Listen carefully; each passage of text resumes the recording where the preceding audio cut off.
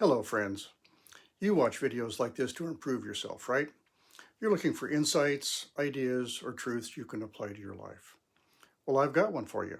In this video, I want to teach you something simple and challenge you. You might have to admit to yourself that you already knew this, but I'll challenge you to decide today what you do with this knowledge. We all know people make New Year's resolutions and most aren't kept. Still, the desire to improve is noble. It's rewarding to aspire to improve the quality of your life and then develop your own abilities to make that happen. Life is hard. We know we struggle in a fallen world. However, hope drives us to make things better. And we are given hope, God-given abilities, and people around us to work together.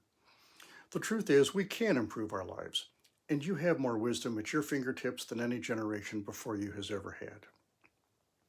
Let's get to the point of this video. One of the most common struggles we face is with money. The Bible tells us the love of money is the root of all evil. So as Christians, we might shy away from admitting that we wish we had more money. But let's be honest, it's silly to wish for more money from nothing. What we wish for is really more money left over.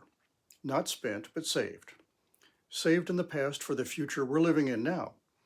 Because we know that our income and our spending is really all that's within our power. Deep down, we know budgeting is part of the solution. So let's be realistic. You can keep hating budgeting if you want to. You can dread slogging through numbers, but there's no shortcuts. You could create a plan just to say you did, but you don't mean to follow. That's really pointless. Quick budgets often accomplish nothing. Aspirational budgets might look good on paper, but fail in real life. It's easy to dismiss budgeting as useless, but that's being dishonest with yourself. Don't pretend you tried to budget if you knew it was a plan to fail. This isn't just about putting in time. You could spend hours analyzing your past spending, tracking every penny. You might learn some lessons. Maybe you uncover regrets about money choices of the past that you can't change. That's another reason budgeting feels unpleasant. It forces you to confront past mistakes. But slogging through a lot of painful detail isn't the key to success. Also, learning from past mistakes isn't really the complete lesson you need to learn if you don't know what you should have done instead. Here's the truth I want you to take away. Budgeting isn't about money. It's about priorities. Let me say that again. Budgeting isn't about money. It's about priorities. Once I explain, you'll realize you already knew this. But with understanding, I'll show you how to approach things differently.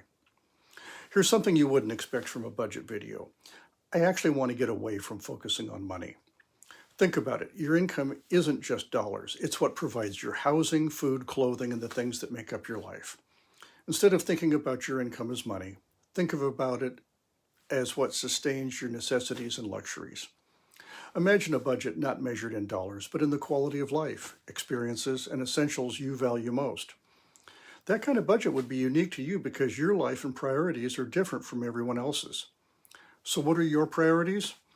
You need a place to live, food to eat, transportation, and other essentials. For many of us, a phone and a computer are non-negotiable tools for daily life. If you're a Christian, I hope you prioritize tithing first. After that, consider prioritizing savings. In his book, The Richest Man in Babylon, Richard Clayson calls this paying yourself first.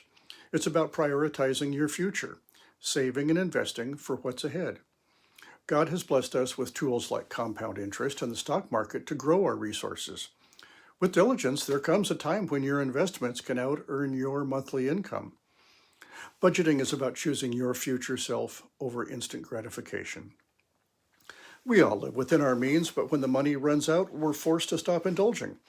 If you create a budget that prioritizes tithing first, saving and investing second, and fixed necessities third, you might find there's nothing left for luxuries. That's okay. It just means you haven't yet earned those luxuries. So I want you to think differently about choosing between luxuries and necessities, wants and needs. Necessities are things you have to do. Luxuries are things you want to do. And I also want you to see that you have to choose between the present and the future. Instant gratification versus delayed gratification. By deferring things you want now, you can save and invest. By saving and investing, you will be stronger in the future. The reason is that your money, saved and invested, works for you so that you aren't relying only on your own income. If you want a nicer car, phone, or house like your friends have, it's up to you.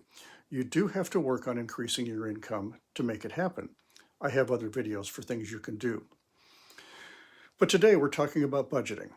Start with your income right now and your spending right now and make a plan. But make it about your priorities and include saving for your future you.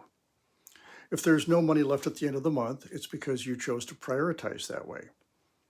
If one of your priorities is increasing your income, then you need to make an honest plan to work on that. True satisfaction comes from building a secure future for yourself. Learn to feel good about skipping indulgences today because you're investing in your tomorrow, even when everyone around you seems to live only for the moment.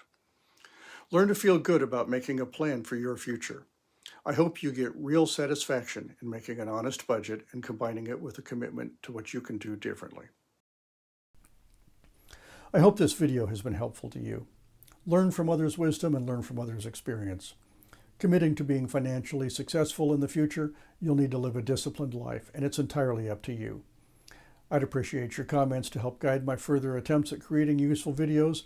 I hope you thrive and prosper. I make these videos because I believe I succeed by helping you succeed. Thanks for watching.